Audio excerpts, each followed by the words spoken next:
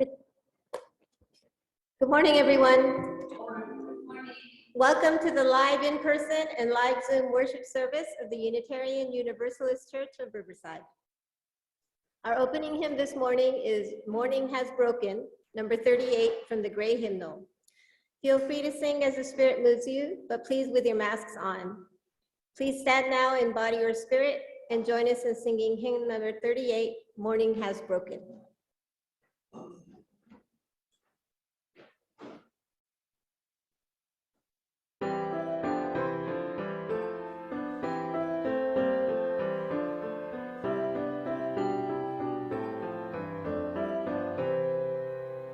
Morning has broken like the first morning, blackbird has spoken like the first bird.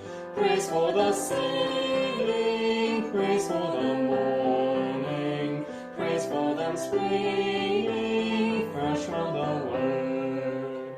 Sweet the rains do fall, solid from heaven, like the first dew. Praise for the sweetness of the wet garden, strong in completeness where God's feet pass. Mine is the sunlight, mine is the morning, born of the moonlight, evenings of play. Praise with elation, praise every morning, God's recreation of the new day.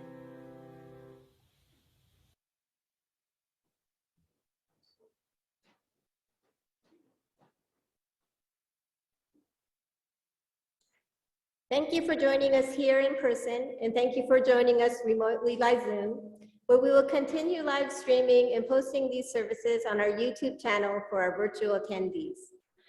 I'm Grace Preuss, and I will be your worship associate today. Other members of the worship committee you will hear from include Alec Peck, who coordinates and leads us in our music. We welcome you to join us this morning with an open mind and an open heart, and with muted electronic devices, please. We welcome all of you to our service, especially those of you who are searching for a spiritual home. Whether it's your first time in worship with us or your 100th time, we hope that you'll find here questions that stretch you, people to befriend you, and liberal values that invite you to join us in feeding your spirit and living your faith. So welcome into this space of love, support, justice, compassion, fellowship, and worship. Although our doors are open, the pandemic is not yet over. So while we are in the sanctuary, please keep your masks on and socially distance. And now I invite you to sit back and take a slow, deep breath as we move into the worship hour.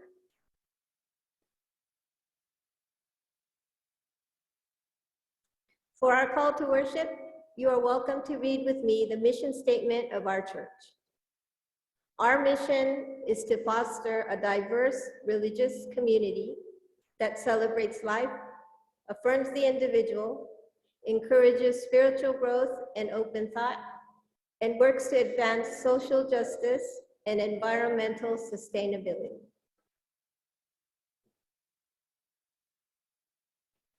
Today, we will listen to a reading written by Susan Maginn. Susan Maginn is a U.S. Navy chaplain currently serving the Marines in California.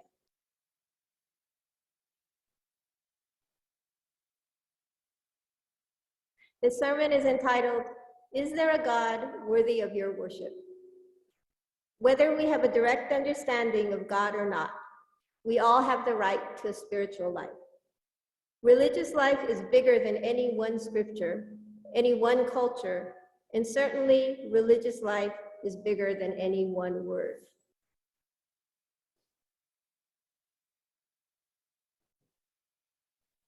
We have two lightings of sacred flames. The first is the occupied Indigenous Peoples Remembrance Candle. The second is the lighting of our own chalice, the symbol of our faith.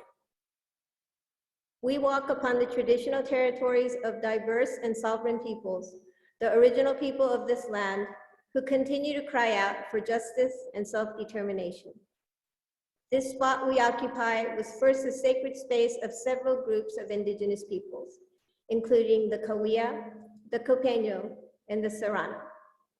We, the Universalist Unitarian Church of Riverside, light this sacred flame as the stewards of this sacred and holy place. We are blessed with a space and opportunity to strive to live out our common principles, to bring justice, equity, and compassion into our daily lives, to resist all that threatens the earth and her people, and to be part of a world community with peace, liberty, and justice for all. Let these thoughts carry us forth as we journey and worship together.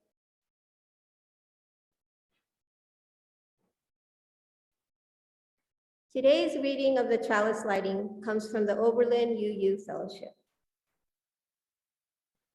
We light this chalice to find inner peace, love for each other, and faith in ourselves. Also, to be welcoming to whomever we meet and kind to all living creatures. So gather around this light of hope as we share this time together.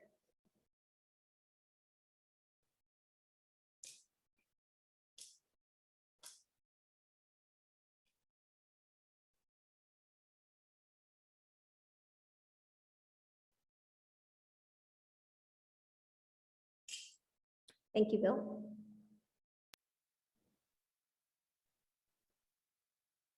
Greeting our guests. We have a tradition here at UUCR to welcome those who are visitors or perhaps returning after some time away. We know it can be uncomfortable to stand up and speak in front of others, and so I will now ask for a volunteer from someone who has been here a while to tell us your name and how you found out about our church.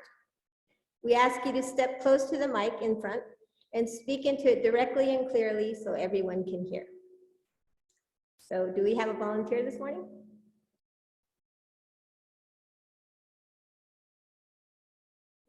No volunteer? Okay, then I guess I'll be the volunteer. So my name is Grace, and I first came into this church, I believe, in 2018, the end of 2018. I had been away from religion for a while, but I was finding that I needed a spiritual element in my life. And when I came in here and saw that there was no coercion or judgment as to what to believe, I thought, I can take this. And so I've been here for a while. Okay, and so, thank you. That's how it's done. So if you are new here or a visitor or an old friend, please raise your hand to stand and come up to the mic in front of the pulpit. Yes, welcome. Hello. Do you want to come up here? There's a mic right there. Okay. So speak kind of closely because of that. Yeah. I'm sure they could probably just hear me. Hello. That's good. Hi. Okay. I'm Shauna. I'm new here to Riverside. I've been here 2 months, and find yourself here. Actually, I go to the AA meeting that's behind here, and so I thought, wow, this seems like a really cool place, and so that's why. Actually, my neighbor told me that his daughter got married here, and it was a beautiful place, and so I was like, that's where I'm going to go. Very nice. Thank you, Shauna. Welcome. Is there anyone else in the audience who'd like to introduce themselves? Okay. Let's see. If there's someone online who would like to introduce themselves, please raise your hand and we will call on you by Zoom. Please let us know who you are, where you are from, and how you found out about us.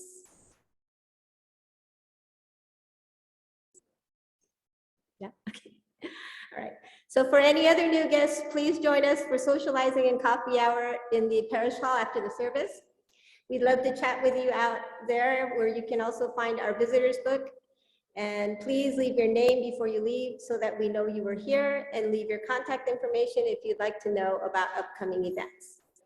For those online, the best way to get added to the mailing list is to email the church office at admin@uuchurchofriverside.org. As an additional announcement, we had someone come in this morning, early this morning, donating a lot of books. You can feel free to go through those boxes, and if you find anything that you find interesting, go ahead and take it with you. Donations are welcome. Thank you so much. Now there are a few announcements we'd like to share. During the service, we will mention several websites, email addresses, and phone numbers. At the end of the service, we will leave up a slide with all of this information, and it is also available on our website.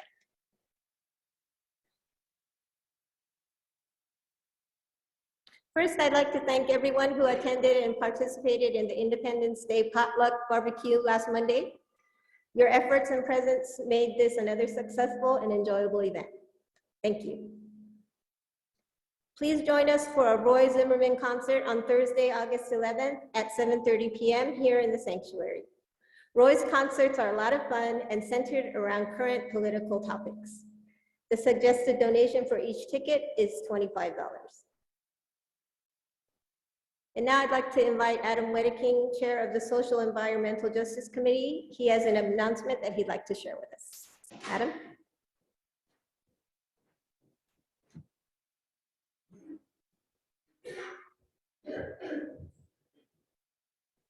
Yeah, good morning. I'm sure many of you have heard of the movement in some Starbucks to unionize. The workers in a lot of Starbucks, they're starting to unionize. That is happening right now at the Starbucks on the corner of University in Iowa. The workers there are starting to talk about unionizing. There are a number of local organizations that want to show their support for this. Organizations that we've worked with in the past, the 28ers, the Inland Empire, Democratic Socialists of America, Occupy Riverside. They are going to Starbucks today to show their support. So when you're done with church, if you'd like to get a cup of coffee and you'd like to show the workers that you support their unionization efforts, stop by today between 10 and 4. And when they ask for your name, when you order your coffee, give the name Union Strong to show the workers that you support their unionization efforts. So if anybody's free looking for a cup of coffee after church, stop by Starbucks and tell them your name is Union Strong. Let them know that you support what they're up to. Thank you. Yes, iced tea as well. And the refreshers. They've got like juices that are really, really nice refreshers if you don't want caffeine. So.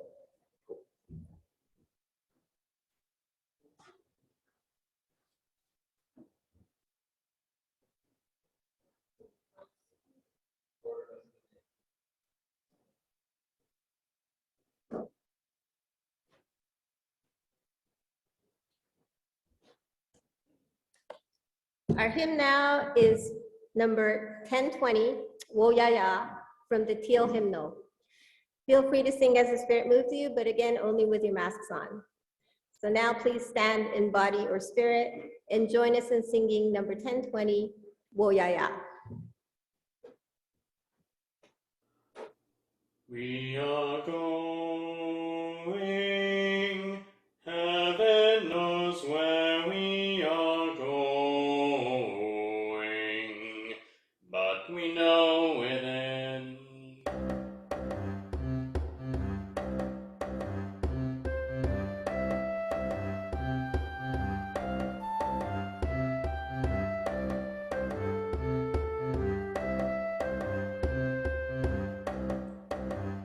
We are going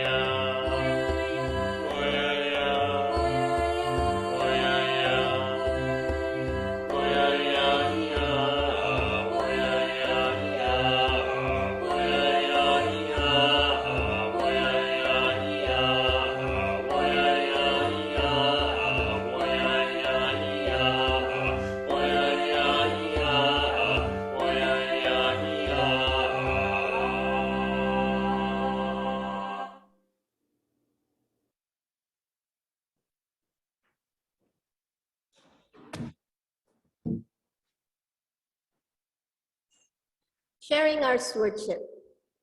This portion of our service is to support a beloved historical church. This can be accomplished in several ways.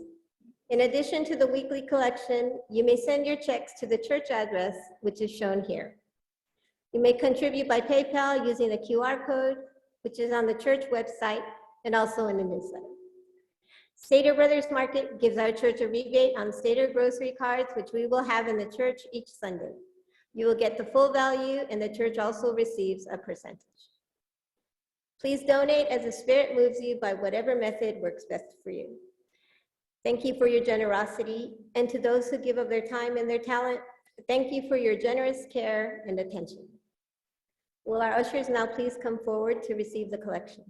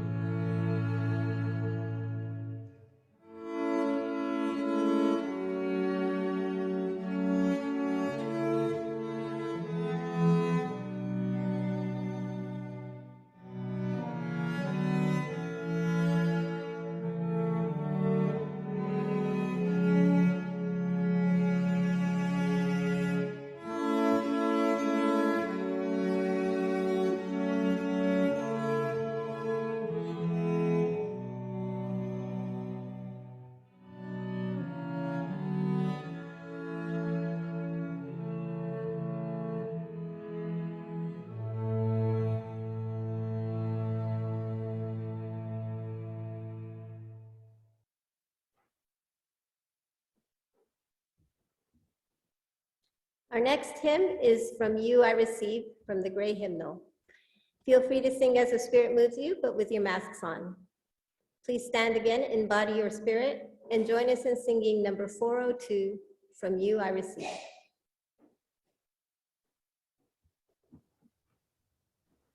From you I receive, to you I give, together we share, from this we live. From you I receive, to you I give, together we share, from this we live. From you I receive, to you I give, together we share, and from this we live.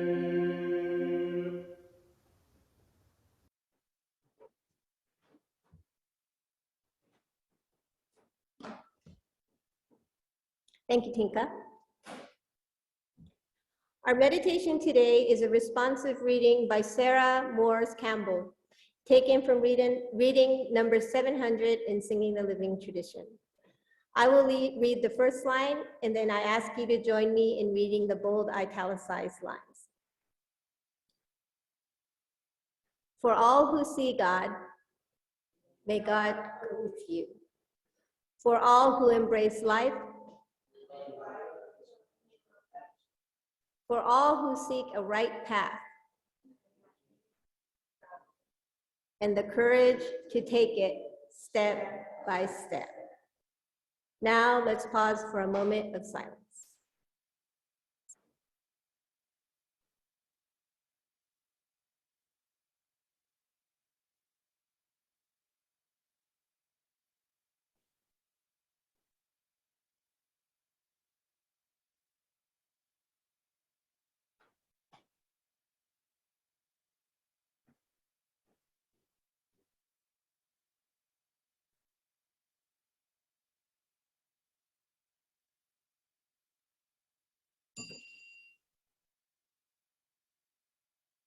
Now I would like to introduce Steve Fuji, who will be reading the sermon, Is There a God Worthy of Your Worship? Steve?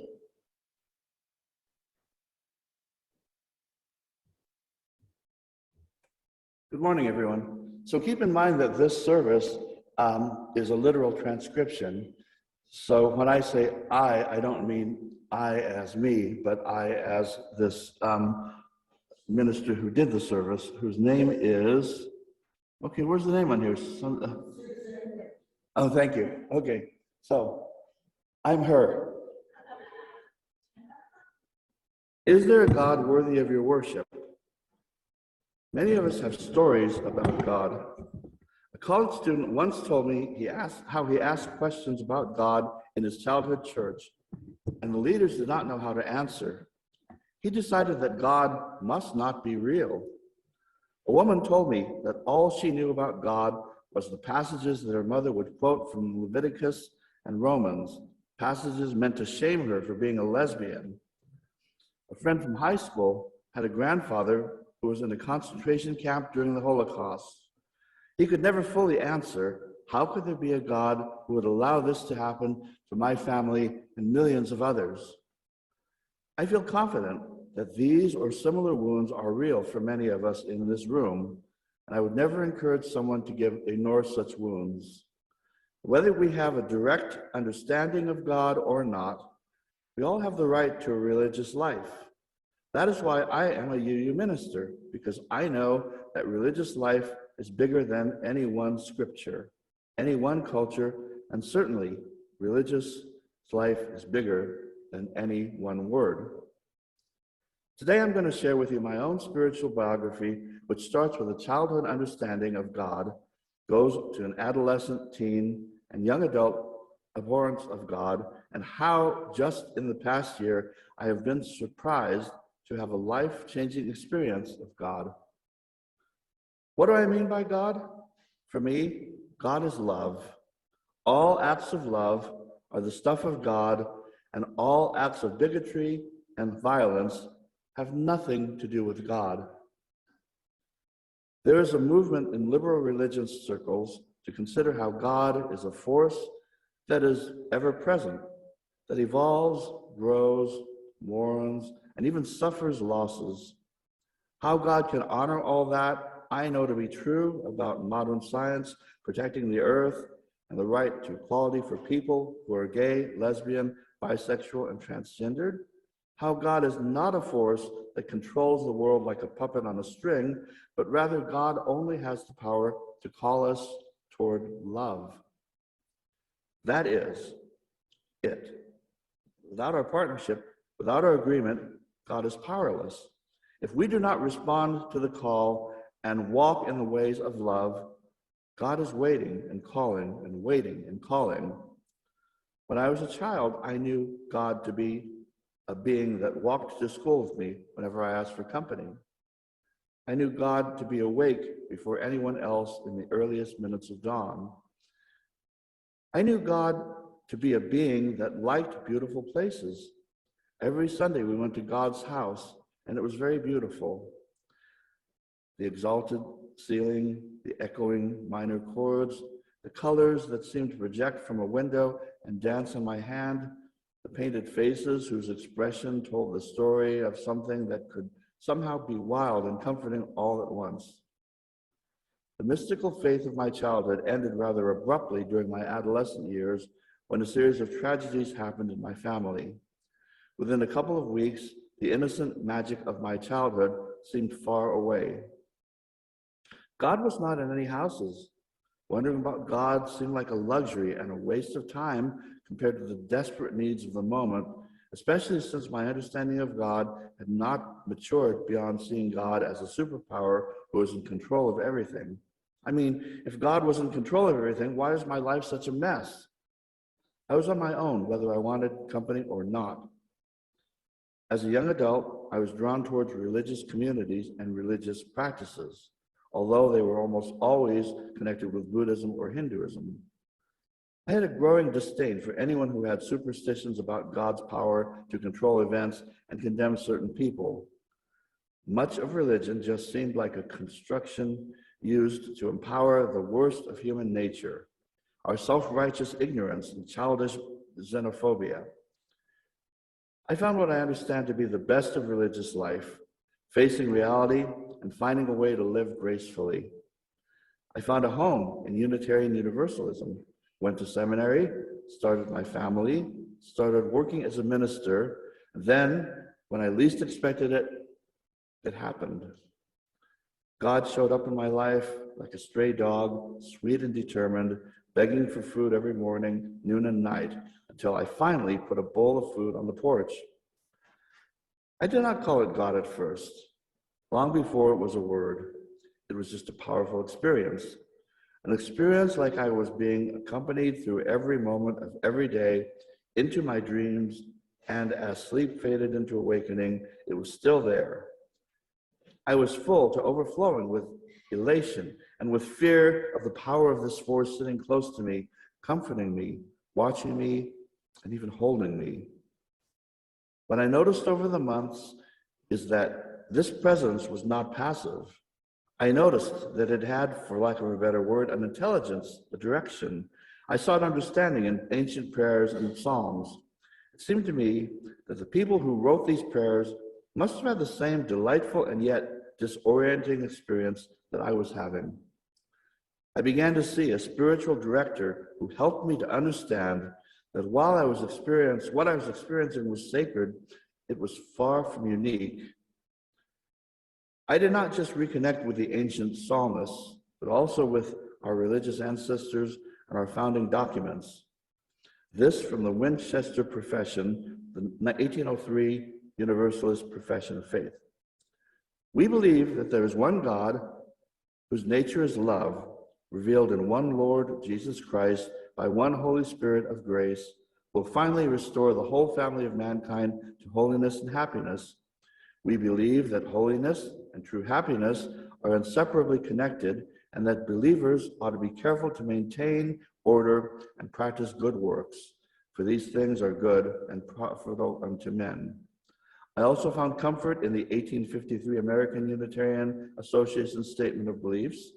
We desire openly to declare our beliefs as a denomination so far as it can be officially represented by the American Unitarian Association, that God, moved by his own love, did raise up Jesus to aid in our redemption from sin, did by him pour a fresh flood of purifying life through the withered veins of humanity and along the corrupted channels of the world, and is by his religion forever sweeping the nations with regenerating gales from heaven and visiting the hearts of men with celestial solicitations.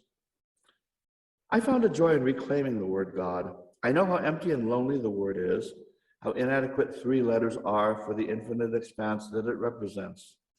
But I feel a joy to be in conversation in a strange harmony with those voices from long ago, those whom I imagine felt the same thing and called it God.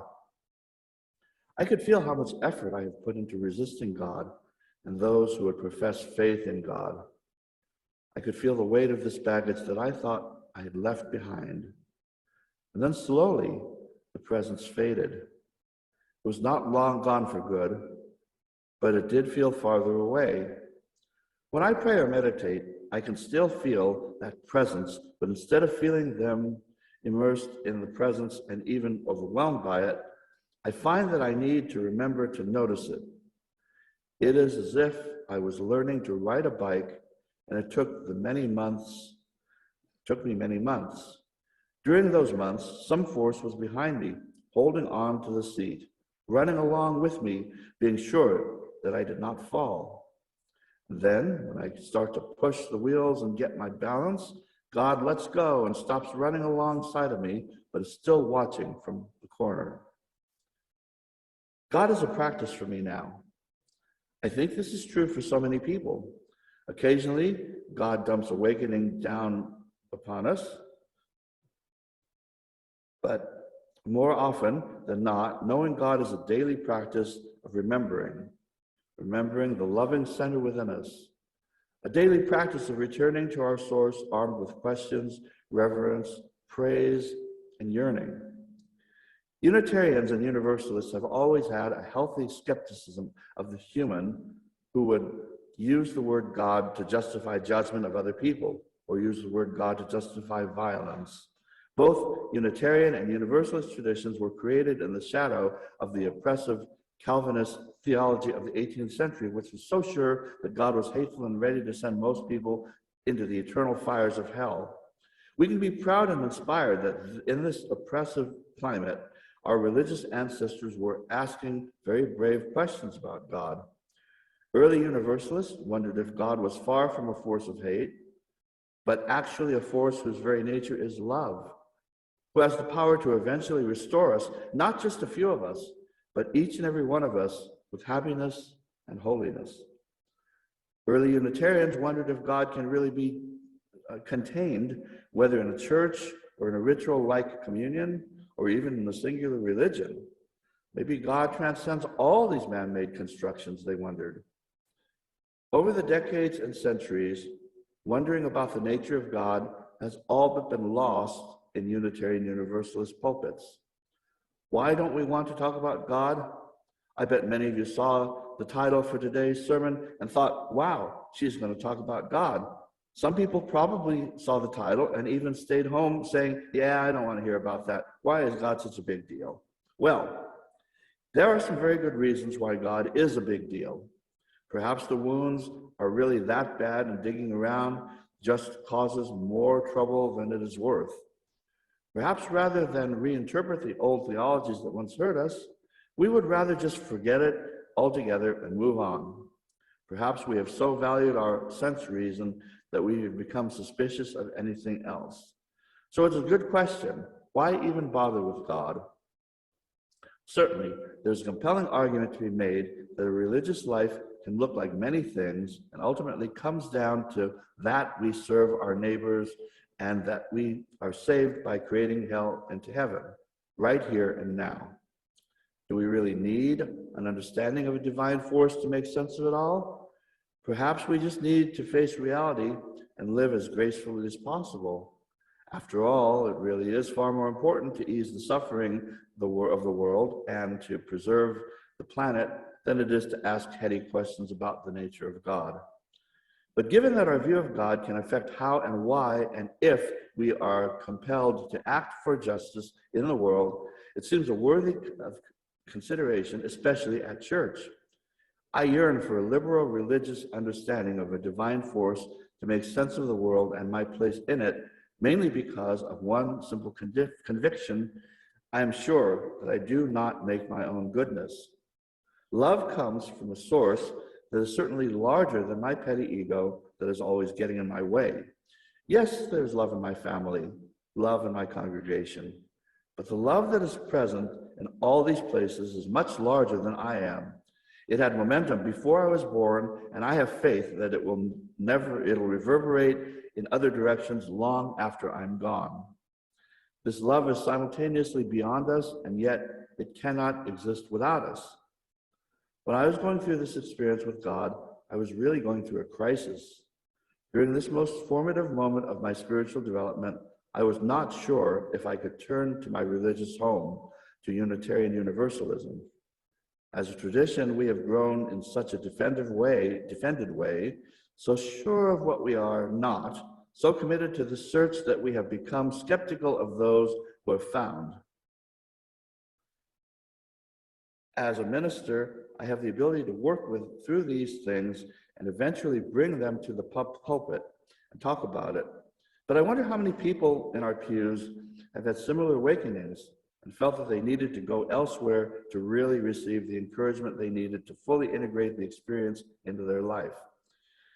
So in their hour of greatest need and greatest spiritual insight, they've just silently faded away from our congregations to find a place where they can praise and call it by name and feel called by their name. I want our congregations to be places where people can be asked brave questions about faith, even if it means asking questions about God. I want our congregations to be places where people worship with the fullest expression of their being and never need to feel embarrassed by their faith, especially when it is grounded in love. And I'm not stopping with the pews. After years of happily surrendering God talk to other pulpits and other traditions, I now see how the work of blessing the world with love could be greatly served by Unitarian Universalists, reclaiming our roots, reclaiming our place at the table, reclaiming our rights and our responsibility to interpret sacred texts to interpret today's struggles for justice and give voice for the eternally loving ways of God. Let's not be just another voice in the American culture war to debate these ideas. There are plenty of people doing this perfectly well from a political and intellectual perspective. We can go beyond a faith of ideas to reclaim our own religious heritage, to reclaim our own hearts, and listen for the God that is waiting and calling and waiting and calling us toward love. Thank you.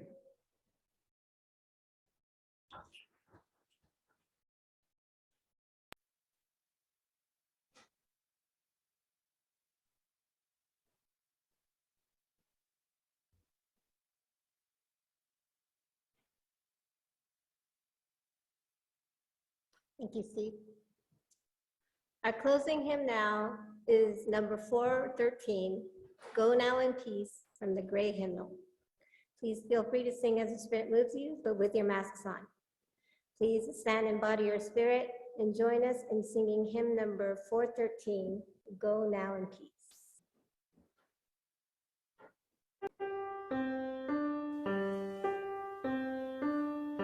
Go now in peace, go now in peace. May the Spirit of love surround you everywhere, everywhere you may go. Go now in peace, go now in peace. May the Spirit of love surround you everywhere.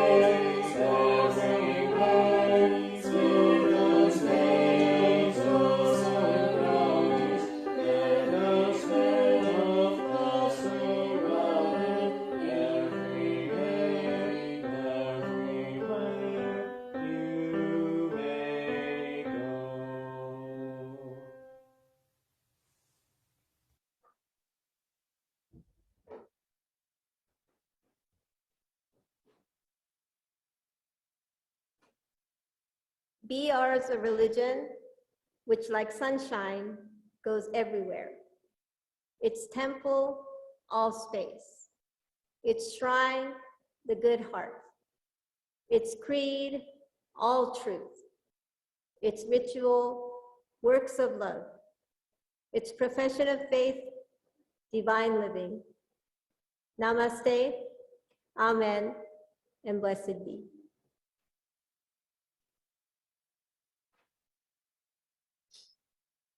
Thank you, Steve, for sharing your valuable time and the reading with us this morning.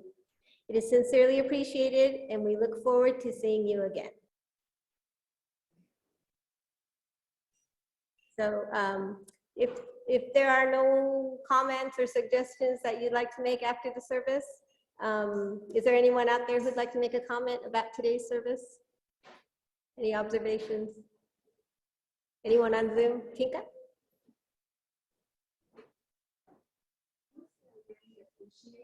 The topic. I really appreciate her sermon and the ability, the opportunity for us to look within to see what how God manifests in our spirit and in our life. As I'm sure it will be different for each person here, but I appreciate the opportunity for that. Thank you. Thank you, Tinka. Is there anyone else like to share their thoughts? Bill?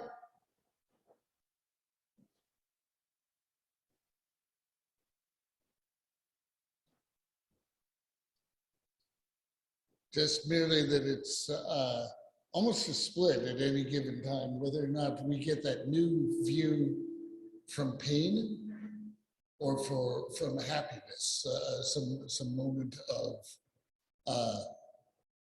transcendence. Sometimes you look at the basic structures of God and say, I can't live with that. That's a really lousy attitude. And I'm not going to manifest it. And I'm not going to carry it forward. And I don't really care what's on the church banner. At least from the old days, back when I was quietly shifting over to being a pagan emotionally as well as physically. The idea that says, I am not going to back a God who keeps a burning gulag someplace.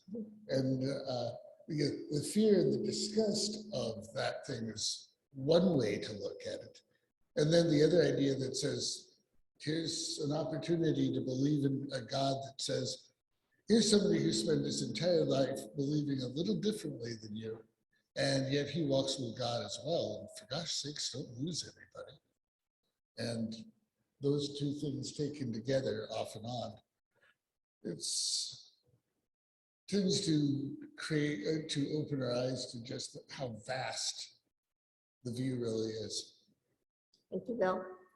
I forgot to mention, if there's anyone who would like to go out into the prayer shawl right now, that would be fine. It's just we wanted to invite the people who had something to say.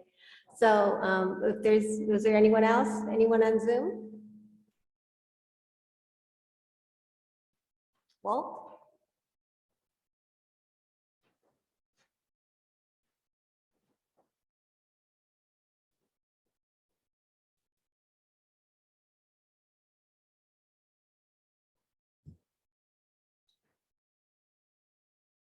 The notion of God is love, I think it's very well intentioned and sounds good, but always seems a bit ethereal to me.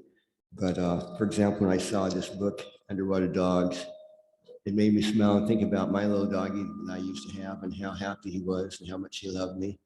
And if I was kind to him, he loved me, and that was a wonderful thing. So I guess I tend to reach for more concrete things. Example of love than ethereal concepts. Thank you. Thank you all. So if there are no further comments, okay, we're all adjourned. Thank you for joining us this morning. Have a good day.